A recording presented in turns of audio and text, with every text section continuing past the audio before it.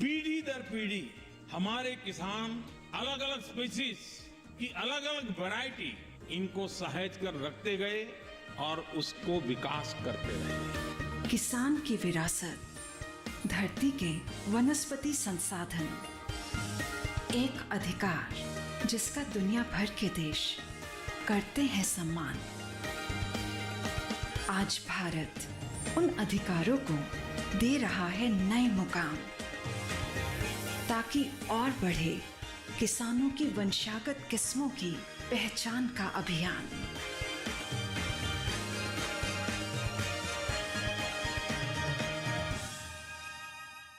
नमस्कार, स्वागत है आपका कृषि दर्शन में। मैं हूं अंजू सिंह। कृषि दर्शन आप किसानों के लिए एक ऐसा कार्यक्रम है जिसके माध्यम से हम आप तक पहुंचाते हैं कृषि जगत से संबंधित तमाम नई नई जानकारियां।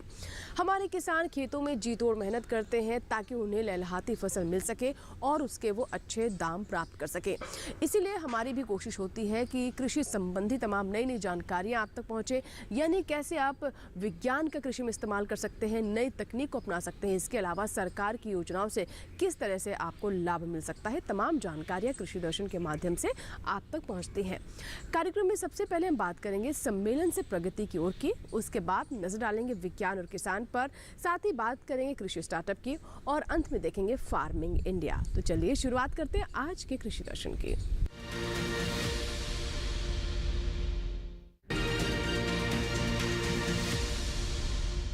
आइए अब आपको लेकर चलते हैं कृषि मंत्रालय में स्थित डीडी किसान के स्टूडियो, जहां से DPPQS में सहायक निदेशक डॉक्टर सुनीता पांडे हमें जानकारी दे रही हैं कि कैसे फसलों को कीट और बीमारियों से बचाएं। जी हां, जब भी हमारे किसान नई फसल की बुआई करते हैं तो उनका सबसे पहले फोकस यही रहता है कि कैसे अच्छी उपज उन्हें प्राप्त हो और अपनी फसल को कीट और बीमारियों से कैसे सुरक्षित रखें। आइए जानते हैं इसके बारे में विस्तार से। पीला रतुआ गेहूं में पाई जाने वाली एक प्रमुख बीमारी है और गेहूं उत्पादक राज्य जैसे पंजाब, हरियाणा, उत्तर प्रदेश, हिमाचल प्रदेश और उत्तराखंड का तराई रीजन और जम्मू कश्मीर के निचले एरिया में इसका प्रकोप पाया जाता है। पिछले 2 सालों में पंजाब और हरियाणा में इसका प्रकोप मिला है और इस बार भी पंजाब के रूपनगर में इसका प्रकोप मिला, लेकिन कम मात्रा में पाया गया। वैसे तो इसका प्रकोप जनवरी और फरवरी में रहता है, लेकिन कभी कभी दिसंबर में भी हो जाता है और टेम्परेचर जब 10 से 20 डिग्री टेम्परेचर रहता है और हल्की सी बारिश हो तो उसका प्रकोप बढ़ जाता है। पीला रतुआ बेसिकली पत्तियों पे पाया जाता है और धब्बेदार तरीके से ये रहते हैं और जो पंक्तिबद्ध होते हैं। अगर शुरुआत की अवस्था में आपको पीला रतुआ अपने खेत में दिख रहा है, कहीं पे भी अगर आपको दिखता है, तो अगर एक ज़्यादा जगह पर नहीं है तो आप तुरंत उसको हटा दीजिए और उसको नष्ट कर दीजिए। उसके मलबे को भी दूसरे खेतों में नहीं ले जाइए, क्योंकि उससे वो उस खेत में भी फैल जाएगा। और इसके अतिरिक्त आप जो भी उर्वरक हैं उसका संतुलित मात्रा में प्रयोग करिए और नाइट्रोजन फर्टिलाइजर्स जितने भी रहते हैं उसका कम प्रयोग करिए। और अगर हो सके, ये तो इनिशियल स्टेज में ही रहता है कि आप रेजिस्टेंट वैरायटी का अगर प्रयोग करेंगे तो आपको काफ़ी हद तक इसमें कंट्रोल मिलेगा। इसके अतिरिक्त अगर पीला रतुआ बहुत ज़्यादा बढ़ गया है तो आपको, क्योंकि खेत की निगरानी तो आपको कंटिन्यूस करनी पड़ती है, तभी आपको पता चलेगा। तो आप अगर ये ज़्यादा बढ़ जा रहा है तो केंद्रीय कीटनाशक बोर्ड और रजिस्ट्रेशन कमेटी द्वारा अनुमोदित प्रोपिकोनाजोल 25% EC का प्रयोग कर सकते हैं। कृषि एवं किसान कल्याण मंत्रालय के फसल विभाग में उपायुक्त सुधीर सिंह भदौरिया हमें जानकारी दे रहे हैं कि कैसे किसानों को FPO से लाभ हो रहा है। जी हां, FPO हमारे किसानों की तकदीर बदल रहा है और किसानों की आय में वृद्धि भी हो रही है। आइए इसके बारे में जानते हैं और विस्तार से। किसान उत्पादक समूह जो होता है, यह एक सहकारी संस्था और प्राइवेट कंपनी के बीच का एक ढांचा है, जिसमें कि दोनों की कमियों को दूर कर इस ढांचे को बनाया गया है ताकि किसान भाई लाभान्वित हो सकें। किसान उत्पादक समूह में पहले तो संख्या का कुछ ऐसा वो नहीं था, लेकिन अभी शासकीय योजनाओं का लाभ लेने के लिए कम से कम 300 किसान सदस्य इसके होना चाहिए और उसकी शर्त यही है कि वो जो भी सदस्य होंगे उनका किसान होना आवश्यक है, जिसमें कि पशुपालक भी एक किसान है, मत्स्य भी पालन कर रहा है, वो भी किसान की कैटेगरी में आते हैं। और किसान उत्पादक समूह की स्थापना इसलिए भी की गई थी कि किसान भाई हमारे बहुत मेहनत करते हैं, उपज अच्छी कर लेते हैं, नए नए वैज्ञानिक तरीकों को अपना रहे हैं, खेती कर रहे हैं, लेकिन विपणन में उन्हें काफ़ी समस्याएं आ रही थीं और प्रोसेसिंग में भी, प्रसंस्करण में भी उन्हें दिक्कतों का सामना करना पड़ रहा था कि वो दूसरे से अपना मार्केटिंग करें, अपने प्रोड्यूस का खुद मार्केटिंग करें, जिससे कि उन्हें अधिक लाभ और बीच बिचौलियों का उसमें से उन्मूलन हो सके। मैं किसान भाइयों को किसान उत्पादक समूह के बारे में यह भी एक जानकारी देना चाहूँगा कि भारत सरकार भी इस पर काफ़ी ध्यान दे रही है और 10,000 FPO बनाने का हमारा जो लक्ष्य है वो लगभग पूर्ण होने की ओर है। और इसमें मैं 3 सलाहें ज़रूर देना चाहूँगा। किसान उत्पादक समूह बहुत सारे बने भी हैं, अच्छा कार्य भी कर रहे हैं देश में, कि 3 काम ज़रूर करें। सबसे पहले कि एक इनपुट स्टोर ज़रूर खोलें, जिसमें कि खाद बीज वो कम से कम अगर अपने ही जो सदस्य हैं उनको दे देंगे तो उससे भी जो मुनाफा होगा तो किसान उत्पादक समूह के लिए काफ़ी अच्छा होगा। दूसरा, उसके बाद फिर वो बीज कंपनी की तरफ जाएँ। जैसे कि गेहूँ और धान का बीज पूरे भारत में उगाया जाता है, उस बीज को सीड प्रोडक्शन करें, जिसमें कि आइसोलेशन डिस्टेंस वगैरह भी कम होता है, आसान होता है गेहूं का और धान का बीज बनाना, जिसमें ज़्यादा ऐसा वो नहीं होता है, आइसोलेशन का, पृथक्करण डिस्टेंस का ज़्यादा काम नहीं होता है। उससे क्या होगा, वो एक सीड कंपनी की तरह इस्टेब्लिश हो। तीसरा काम, कस्टम हायरिंग, जो कई प्रदेशों में चल रही है, कस्टम हायरिंग का लाभ उठाएँ। इन 3 चीज़ों के करने के बाद इससे क्या है कि किसान उत्पादक जो समूह है वह अपना खर्चे निकाल सकेगा और उसके बाद वह जो जिस काम के लिए फेमस है, जैसे शहद के लिए है, कोई पशुपालन के लिए है, उसके बाद उस कार्य को करें तो उससे उन्हें अवश्य लाभ होगा। और आइए अब नजर डालते हैं सम्मेलन से प्रगति की ओर पर। केंद्रीय कृषि एवं किसान कल्याण एवं जनजातीय कार्य मंत्री श्री अर्जुन मुंडा ने भारतीय कृषि अनुसंधान संस्थान असम के शैक्षणिक एवं प्रशासनिक भवन का उद्घाटन किया। आइए जानते हैं इसके बारे में विस्तार से।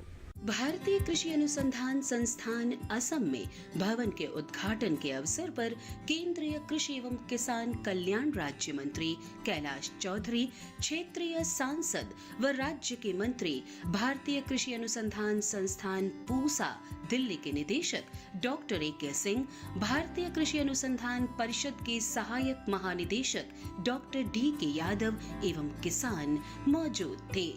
इस अवसर पर वर्चुअल रूप से केंद्रीय कृषि एवं किसान कल्याण और जनजातीय कार्य मंत्री अर्जुन मुंडा जुड़े थे। इस अवसर पर अर्जुन मुंडा ने कहा, प्रधानमंत्री जी के कुशल नेतृत्व में सरकार ने बहुत सारे ऐसे महत्वपूर्ण कदम उठाए हैं जिसके माध्यम से हम ये कह सकते हैं कि कुछ क्षेत्रों में हमने अच्छी प्रगति की है, लेकिन कुछ क्षेत्रों में अभी भी प्रगति बाकी है।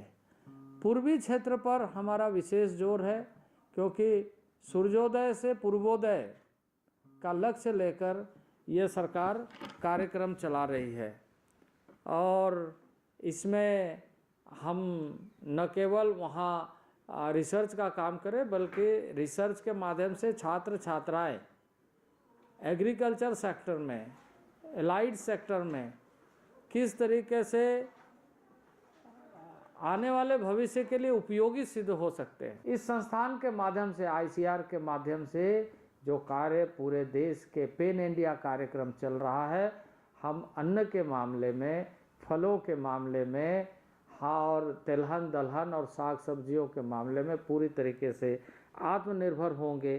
समाज की अपनी अपनी विषय हो सकती है, लेकिन एक मूलभूत जो विषय कृषकों के साथ जुड़ी हुई है, उसको चाहे किसान सम्मान निधि के माध्यम से एड्रेस करना या ऐसे कार्यक्रम सुदूरवर्ती क्षेत्र में कृषि मंत्रालय के माध्यम से, जिससे क्लस्टर डेवलपमेंट हो, मार्केट अच्छी हो, एक्सपोर्ट। और मुझे खुशी है, मैं इस अवसर पर मैं नॉर्थ ईस्ट के सभी किसानों से भी और देश भर के किसानों से भी इस आयोजन के माध्यम से कहना चाहता हूँ कि आज मुझे गर्व के साथ या गर्व अनुभव हो रहा है कि 4.5 से 5 लाख करोड़ तक का कृषि उपज और दुनिया के बाजार में पहुंचने में सफल हुआ है और इसको हम लगातार आगे बढ़ाने का काम ऐसे संस्थानों के विभिन्न रिसर्च और यहाँ से उपजे स्टूडेंट्स के माध्यम से आगे बढ़ाएंगे। आइए हम नजर डालते हैं विज्ञान और किसान पर।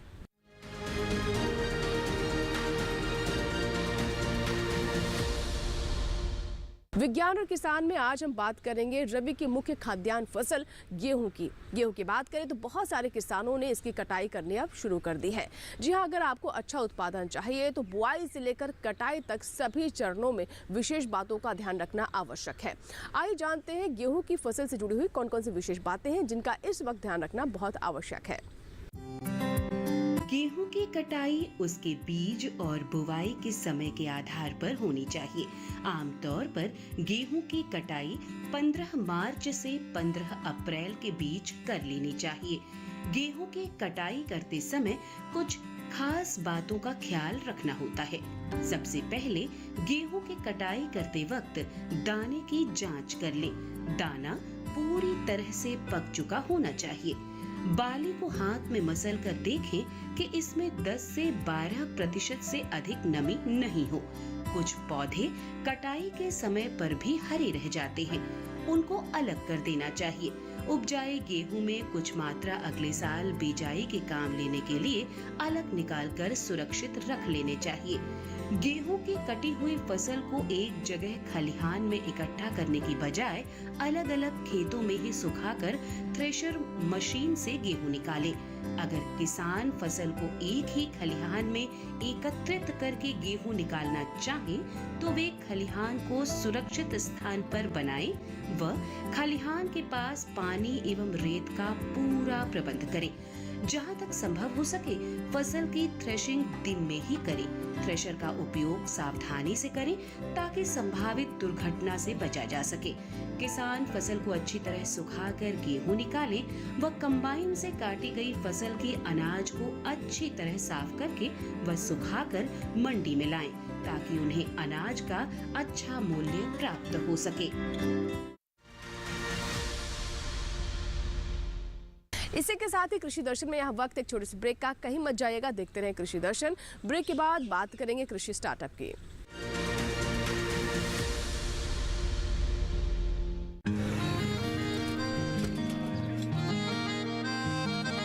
क्या बात है भाई, आजकल तो काफी खुश नजर आ रहे हो। क्यों ना हो, अब मैं ऑर्गेनिक खेती जो कर रहा हूँ ये पूरा प्राकृतिक है, ऑर्गेनिक है। इसमें हमारे खेत, हमारी फसल और हमारी जेब सब फायदे में होते हैं और इसमें लागत भी कम है। जी हाँ, आप भी ऑर्गेनिक खाद का प्रयोग करें, अपनी फसल और मिट्टी को तंदुरुस्त बनाएं और आपकी आमदनी में इजाफा करें। अधिक जानकारी के लिए किसान call centre toll free number 1800-180-1551 पर कॉल करें और लॉग ऑन करें kisan.gov.in और farmer.gov.in। कृषि और किसान कल्याण मंत्रालय द्वारा किसान हित में जारी।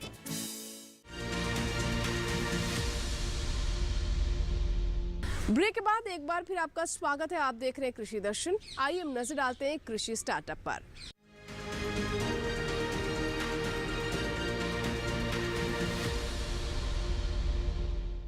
कृषि स्टार्टअप में हम आपकी मुलाकात उन किसानों से करवाते हैं जो कि कृषि के क्षेत्र में अपनी मेहनत, लगन, इच्छा शक्ति के बल पर आगे बढ़ते हुए पहचान कायम करने में कामयाब हो रहे हैं। ये वो किसान हैं जिन्होंने चुनौतियों के सामने झुकना नहीं सीखा, नई तकनीक और सरकार की योजनाओं का लाभ लेते हुए तस्वीर बदली है। आइए जानते हैं कि कैसे ये किसान अन्य किसानों के लिए भी प्रेरणा साबित हो रहे हैं।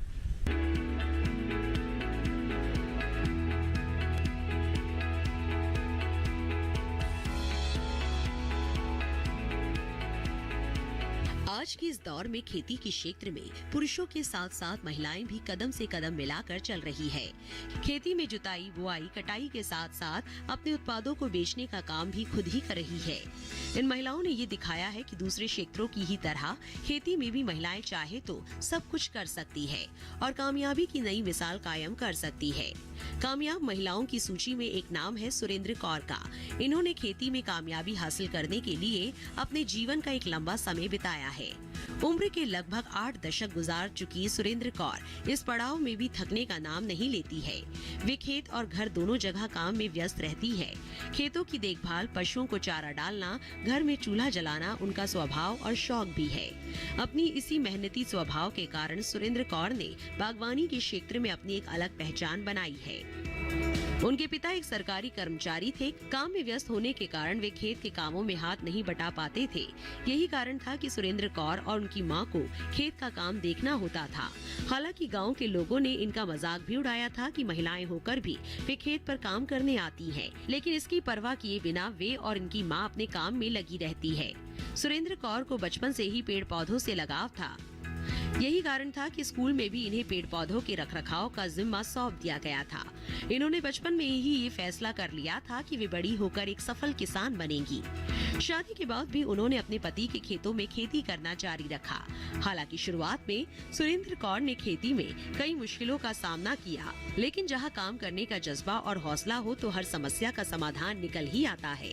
सुरेंद्र कौर ने सन 2001 में बाग लगाने का फैसला किया। इन बागों में सुरेंद्र कौर ने अमरूद, चीकू और आम लगाए। वो दिन रात मेहनत करने लगी। पहली बार उन्हें लगा कि उनके सपनों के फल देने का समय आ गया है। अपनी बागवानी की इसी शौक के कारण सुरेंद्र कौर जीवन में सब कुछ हासिल कर पाई। 32 एकड़ में फैले अपने फलों के खेतों को देखकर सुरेंद्र कौर को लगता है कि उनका सपना सच हो गया है। उनके बाग में फलों की देखभाल करने के लिए कई मजदूर हैं, फिर भी वे खुद ही अपने पेड़ों और उनकी फलों का खास ख्याल रखती है। सुरेंद्र कौर ने बागवानी के साथ साथ गाय और भैंस भी पाल रखे हैं। इनकी देखभाल भी वे स्वयं करती हैं। सुरेंद्र कौर ने अपनी मेहनत और लगन के बलबूते अपनी एक खास पहचान बना ली है। इनकी सफलता में इनके पति का भी बहुत बड़ा योगदान है। सुरेंद्र कौर ने बागवानी के साथ ही 12 एकड़ में सफेदे के पेड़ भी लगाए हैं। इससे उनके खेतों में हरियाली बनी रहती है और पर्यावरण भी शुद्ध रहता है। सुरेंद्र कौर का मानना है कि किसी भी काम को ठीक ढंग से करे तो कामयाबी आपको जरूर मिलेगी। वो दूसरे किसानों को भी सलाह देती है कि बागवानी में ज्यादा मुनाफा है और इसे करने के लिए उन्हें आगे आना चाहिए। इसी बागवानी ने सुरेंद्र कौर को एक पहचान दी है, नाम दिया है और दी है जीने की सभी सुविधाएं, और इसके लिए इन्हें पुरस्कृत भी किया जा चुका है। सुरेंद्र कौर की सफलता की कहानी उन सभी महिलाओं के लिए प्रेरणा स्रोत है जो कृषि में केवल परेशानियां देख रही है। सुरेंद्र कौर ने साबित किया है कि अगर महिलाएं चाहे तो खेती में भी कामयाबी की बुलंदियां छू सकती हैं।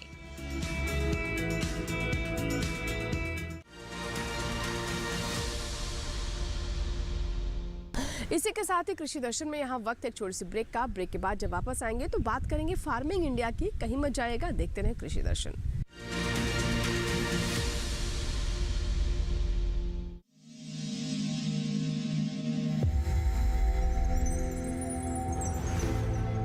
आत्मनिर्भर किसान भारत की शान। उत्पादन में आत्मनिर्भर होने के साथ साथ फसल की कटाई के उपरांत उपज की हानि को रोकने, ग्रामीण क्षेत्रों में रोजगार सृजन करने और बीज से बाजार तक के विजन को मजबूती देने के उद्देश्य से 1 वर्ष पूर्व माननीय प्रधानमंत्री श्री नरेंद्र मोदी जी ने एक महत्वाकांक्षी केंद्रीय योजना एग्रीकल्चर इंफ्रास्ट्रक्चर फंड की शुरुआत की। इस आधुनिक इंफ्रास्ट्रक्चर से कृषि आधारित उद्योग लगाने में एक बहुत बड़ा बदलाव आएगा और बहुत बड़ी गति आएगी। साथियों, अब हम उस स्थिति की तरफ बढ़ रहे हैं जहां गांव के कृषि उद्योगों से फूड आधारित उत्पाद शहर जाएंगे और यही तो आत्मनिर्भर भारत अभियान का संकल्प है। एग्रीकल्चर इंफ्रास्ट्रक्चर फंड से पात्र लाभार्थी गोदामों का निर्माण कर सकते हैं, छटाई या ग्रेडिंग इकाई, पैकिंग हाउस, सप्लाई चेन और कोल्ड चेन जैसी सुविधाएं या फिर प्राथमिक कृषि प्रसंस्करण केंद्र की स्थापना कर सकते हैं। इस योजना के तहत पात्र लाभार्थियों को 2 करोड़ रुपए तक के ऋण पर अधिकतम 7 वर्ष के लिए ब्याज में 3% तक की छूट दी जा रही है। ऋण पुनर्भुगतान के लिए 6 महीने से 2 वर्ष तक मोरेटोरियम की सुविधा भी उपलब्ध है। इस योजना ने अब तक सफलता की कई मिसालें कायम की हैं, जैसे कि मध्य प्रदेश के लाभार्थी श्री विपिन त्रिपाठी ने एग्रीकल्चर वेस्ट से बायोफ्यूल बनाने का इनोवेटिव प्राइमरी प्रोसेसिंग सेंटर लगाया है। लोन मिलने की वजह से हम समय पर सारी मशीनों का प्रोक्योरमेंट और सारा सिविल वर्क टाइम पे करवा पाए, जिससे ये प्रोजेक्ट को लगाना संभव हो पाया। राजस्थान के लाभार्थी श्री यशवर्धन मुंद्रा ने सॉर्टिंग एंड ग्रेडिंग यूनिट लगाकर रोजगार के अवसर पैदा किए हैं। कर्नाटक की महिला उद्यमी श्रीमती ममता वी ने प्राइमरी प्रोसेसिंग सेंटर लगाकर प्रगति की नई राह चुनी है। ಸಣ್ಣ ಪುಟ್ಟ ಉದ್ಯಮಿಗಳನ್ನ ಮತ್ತಷ್ಟು ಅಗ್ರಿಕಲ್ಚರಲ್ಲಿ ಹೆಚ್ಚು ನಾವು ಇನ್ನಷ್ಟು ಸಾಧನೆ ಮಾಡಲಿಕ್ಕೆ ಕಾರಣಕಾರಕವಾದಂಥ ಈ ಅಗ್ರಿಕಲ್ಚರಲ್ ಇನ್ಫ್ರಾಸ್ಟ್ರಕ್ಚರ್ ಫಂಡ್ ಇಂದ ನಮ್ಮ ಇನ್ನಷ್ಟು ಯೋಜನೆಗಳು ಆಯೋಜನೆಗಳು ಉತ್ತಮಗೊಂಡಿದೆ. राजस्थान के लाभार्थी श्री दिनेश भट्टर ने जीरे की प्रोसेसिंग यूनिट लगाकर आसपास के ग्रामीणों को आत्मनिर्भरता प्रदान की है। महाराष्ट्र के लाभार्थी श्री अनूप कुमार मोहता ने वेयर हाउस बनाकर अन्न भंडारण को सुनिश्चित किया है। आज देश के कोने कोने से किसान, कृषि उद्यमी, किसान उत्पादक संघ, प्राथमिक कृषि सहकारी समितियां, स्वयं सहायता समूह और कृषि उपज मंडियां इस योजना का लाभ उठा रहे हैं।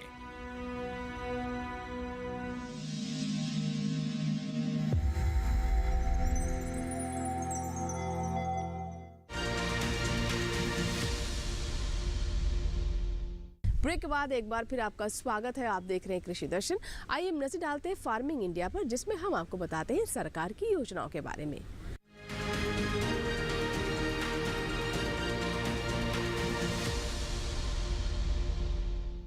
कृषि में उचित जल प्रबंधन से हमारे किसान अच्छा लाभ ले सकते हैं। प्रधानमंत्री कृषि सिंचाई योजना एक ऐसी ही योजना है जिसके माध्यम से किसान अच्छी फसल प्राप्त कर सकते हैं, वो भी कम सिंचाई में। कैसे हमारे किसान इससे लाभ ले रहे हैं, उनकी लागत घट रही है और मुनाफा बढ़ रहा है, आइए जानते हैं।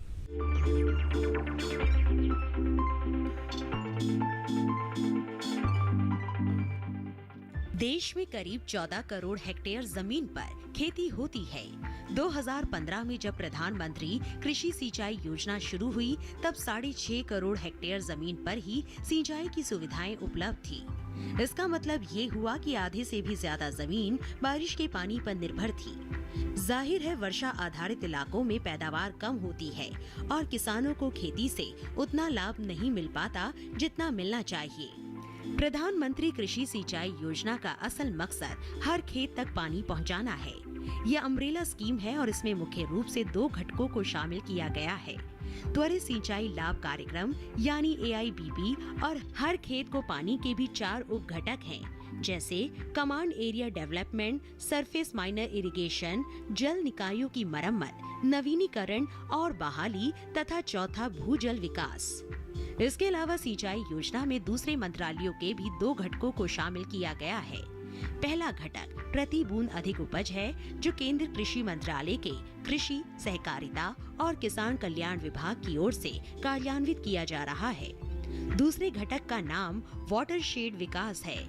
इसका कार्यान्वयन ग्रामीण विकास मंत्रालय का भूमि संसाधन विभाग कर रहा है। सिंचाई योजना का उद्देश्य खेत तक पानी की पहुंच को बढ़ाना और सुनिश्चित सिंचाई के तहत खेती योग्य क्षेत्र का विस्तार करना था। इसके अलावा खेत में पानी के उपयोग की दक्षता में सुधार करना और स्थायी जल संरक्षण प्रथाओं को पेश करना भी इसमें शामिल था। पानी की बचत इस योजना का बहुत महत्वपूर्ण पहलू है। 2020-21 के दौरान इस योजना के तहत 9,38,000 हेक्टेयर फसलों को सूक्ष्म सिंचाई के तहत लाया गया। इसमें टपक और फव्वारा दोनों तरह की सूक्ष्म विधियां शामिल है। 2021-22 के लिए हर खेत को पानी के अंतर्गत 899 करोड़ रुपए के बजट का प्रावधान किया गया। प्रति बूंद अधिक उपज के लिए 4,000 करोड़ रुपए को और वाटरशेड डेवलपमेंट के मद में 2,000 करोड़ रुपए का प्रावधान किया गया है।